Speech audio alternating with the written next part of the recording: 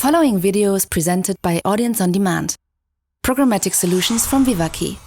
For more information, go to audienceondemand.de. Guten Tag, meine Damen und Herren. Mein Name ist Jean-Christophe Conti, aber Sie können mich JC nennen. Und that's going to be the only German words I'm going to be saying today. As you can see from my accent, I'm coming from South Scotland.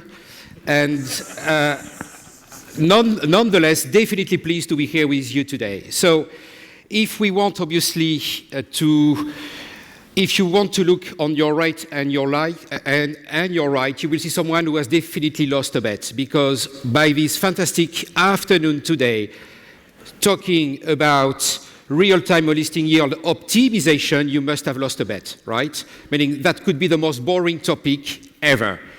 My challenge, right after lunch, which is by far the best spot, is to give you, meaning, a few tricks and to really try to change your mind about it. Because actually, this is not complex. This is something that can really drive a lot of money to your business. I know that in ad tech, everybody is keen on saying that's hugely complex, that's usually something that you need to be a good pro or to have a huge team to try to get your way into it. Actually, that's not essentially the case. All the more complex concepts can be explained in a very basic way if they are well understood and well explained. And this is what I'm going to try to do right now. You would be judged at the end of the deck. Before I start, I could not obviously resist to the pleasure to share with you a few of our latest numbers for two reasons. You may have been hearing about us, but you may not have been seeing how fast we've been growing. And this is why it's all about for me to be able to share a few things. But before sharing numbers, which you can read obviously on the slide, what I really would like to say is that the way we definitely want to present ourselves is as the world's largest independent advertising technology company. Tech is what we do at core. Tech is what we do before doing advertising. And this is what you should keep in mind. A lot of players in the field would be more advertising players with a tech layer. We are not that. The second topic is independent.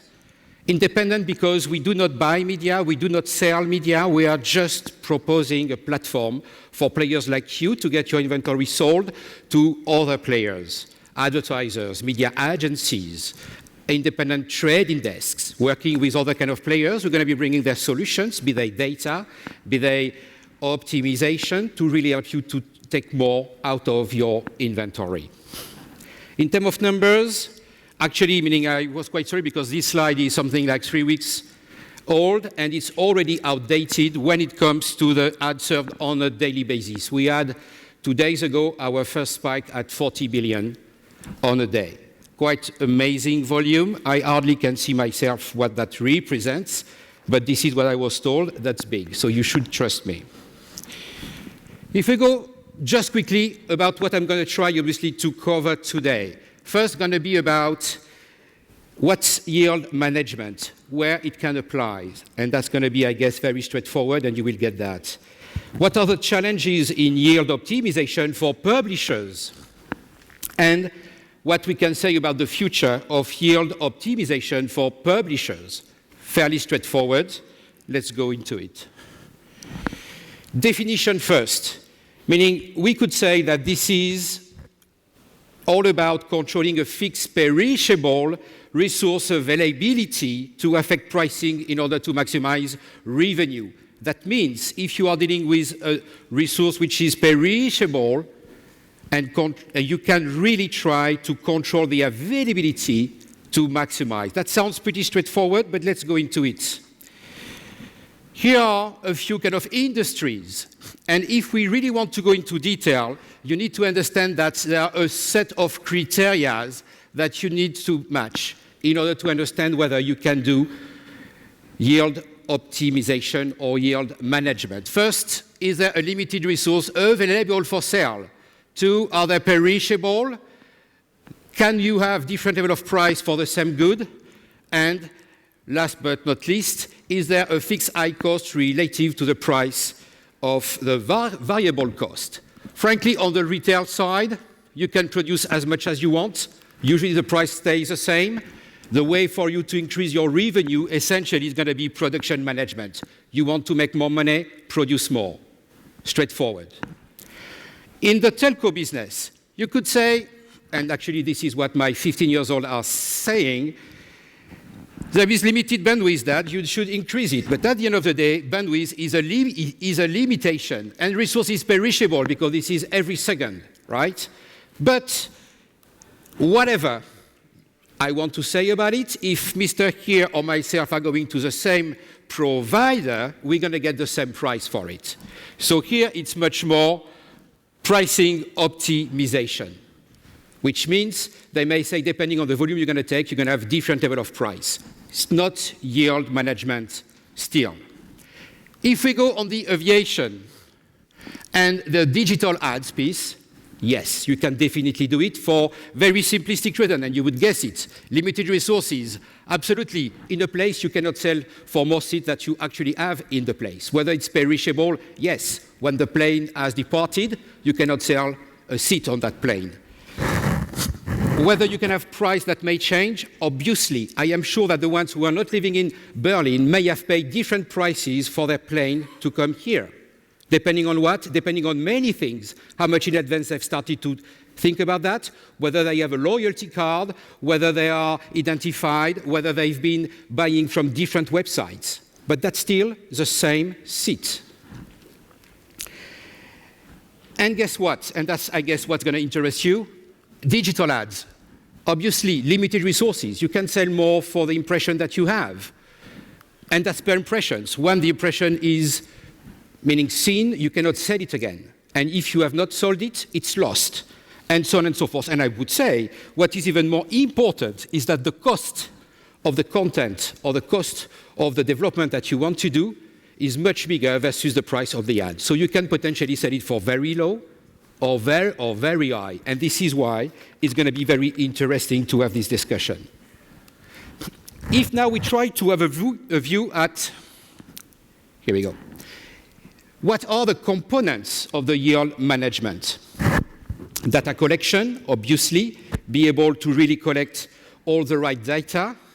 Segmentation, when you have all the data, how you segment it, what it's all about, what kind of group you can potentially do with those to try to give more value to the data you have.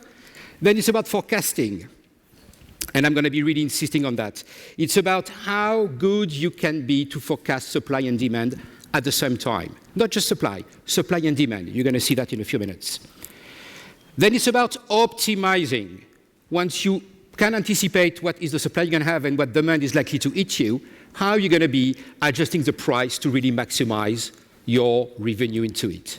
And then it's about executing, having the right kind of discussion and the right kind of pricing discussion with media agencies and so on and so forth, buyers, and really set up, meaning the kind of deals or package you want to sell in that way. For the sake of the discussion today, I'm not going to be covering all the segments. We just have 20 minutes, and you would probably be bored after 20 minutes. But the point is about talking just about forecasting and optimization. So the key point, really, about forecasting is that when we are doing forecasting, when most of the players are doing forecasting, they barely get right the supply side. And they are really not spending a lot of time on the demand side. And that's the biggest challenge. Because if you really want to know how much you're going to be selling something, you need to have a view about how many of this something or how much of this something you're going to have and understand who is likely to pay for it. That may sound very, very logic. But at the end of the day, we are half blind because most of the forecasting solutions within the ad servers are just dealing with the supply side. The second topic is trying to understand what kind of actions you should be taking depending on the evolution of the supply. You're going to have a shortage of supply, whether you're going to be changing your pricing. You're going to have an excess of supply, whether you'll be changing the way you're going to be selling it. In many, many cases, you do not do that. On the optimization, it's even worse. Most of the publishers right now think that because they're going to have different kind of ways through a waterfall, which are ever more complex, to sell their inventory with very strong rules and defined floors, they're going to be able to better increase the revenue they're going to make. Actually, this is not the case, because by doing all these sort of things, they are losing control about how they can optimize their yield. Many players in the middle, discrepancies from a volume standpoint. All of a sudden, the volume of inventory you thought you would be able to sell is getting shorter, shorter, and shorter.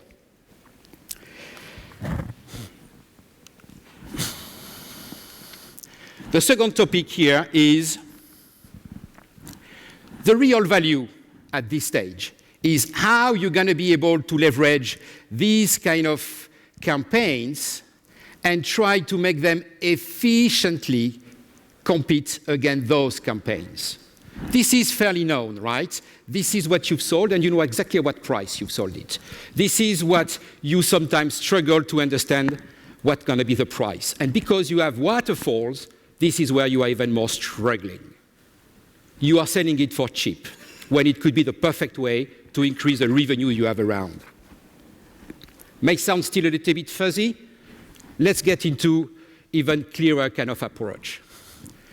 Let's assume that every box is there is 1 million impressions. You've sold a 5 million impression campaign. It's going to take you, maybe because that's a very segmented audience, to some extent, 1 day or 1 week, doesn't matter, to serve it. And that's at €5 CPM. A classic ad server will say, that's a class 1. I'm going to serve all these first before taking care of the class 2. Why? If you look at the pricing, obvious, right? In every single cases, the CPM I've got here are bigger than these ones. And once this campaign is sold and delivered, what I'm going to be doing? Well, I'm going to be taking some class 2 campaigns just to bring them in. Nothing surprising here, right? And that's the big challenge. What unified yield optimization means? That means that you are not only able to really understand what your supply forecasting is going to be, which means how well my volume of impression is going to be and how well I'm going to be able to use the pacing and understand the pacing of the campaign to really deliver it and prioritize it while I will still be meeting my obligation engagement. And 2, what is the forecast of the demand to be able to understand whether when I've got a class 2 campaign at 4, even if it's lower than 5, I still need to serve it as long as my pacing of the guaranteed campaign is okay. Why that? Look, 20% increase. And that's just on these kind of few examples. Logical? Easy? Yes, the problem is, if you cannot anticipate and secure that you're going to have a great pacing here, and if you cannot anticipate that at that price, you'd better serve this one over this one, although still lower, you're blind. Even more, if once you've served this one that goes into an overall lot of different kind of waterfall players with rules and floor sets, you don't have any control whether you like it or not. Because when you've been setting these floors, you'd had no clue about what the demand would be for your class 2. You get me now. Why YieldX? Actually, what you're going to get, and I guess where you all are now, is that forecasting is key. Optimization becomes easy when you have a strong forecasting capacity. And this is what YieldX really gives us, because YieldX is going to give you capacity to really understand how much do you have to sell? What is the overall volume of inventory you're going to be able to sell?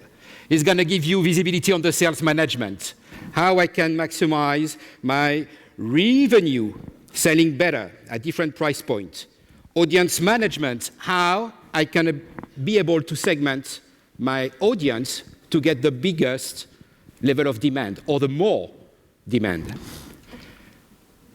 Delivery management, making sure I'm going to be delivering against my guaranteed campaign. Definitely, very important. The product discovery, what kind of package I need to do, what kind of audiences goes all together, what kind of inventory should I put all together, and last but not least, pricing. What is the right price for my inventory?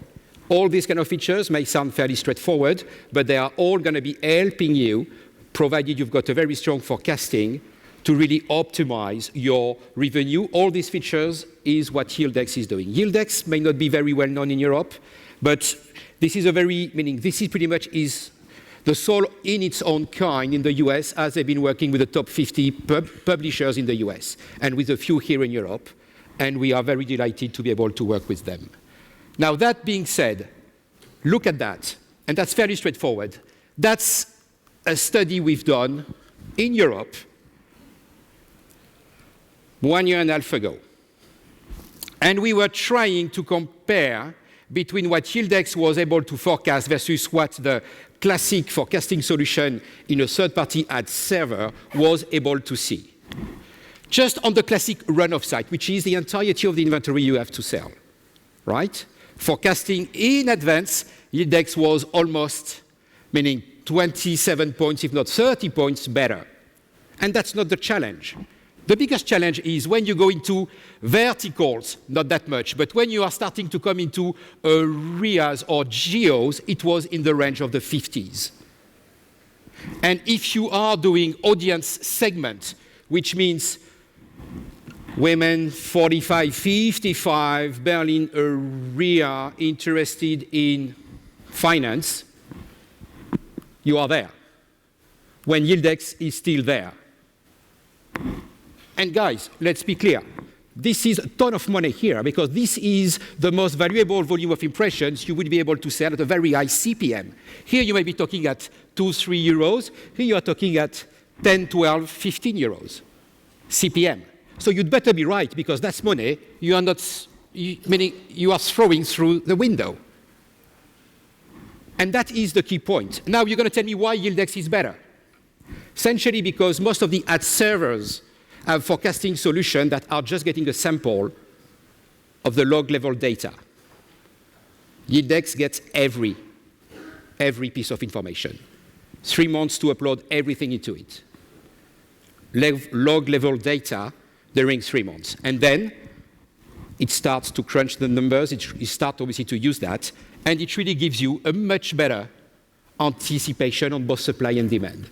Here is why. No secret.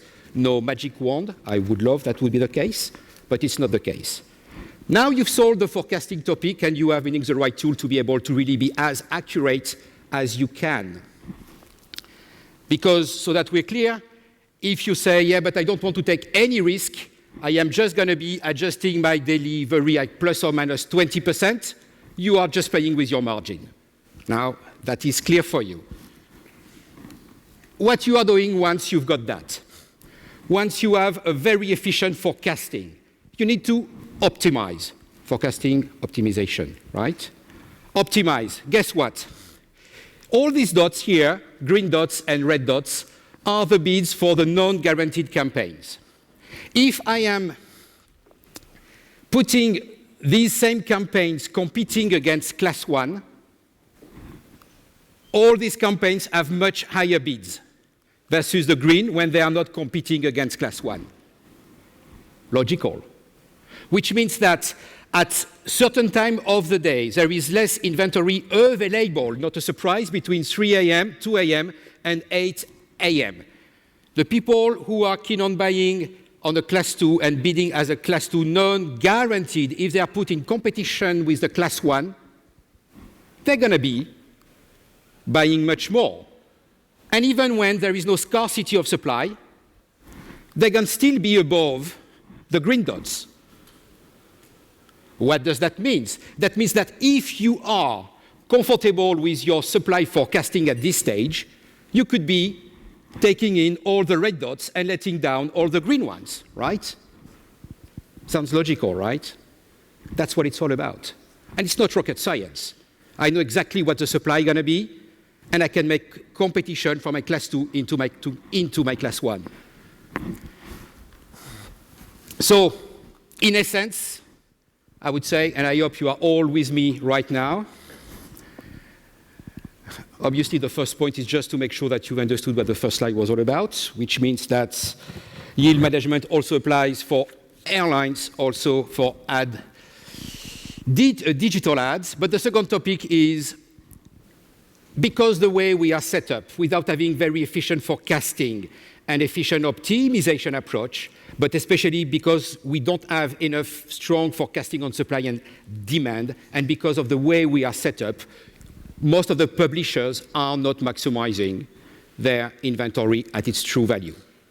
And this is absolutely key. And what we do feel, and what we do believe, and what makes us very excited day in, day out, is that with YieldX, we're going to be coming with very strong value proposition and solutions to really help you not only to have more efficient Class 2 campaigns that are going to be able to better compete against your Class 1 campaign, but with the forecasting solution on top, give you the level of comfort to play it, and to play it for good, and to play it for greater revenue on your side.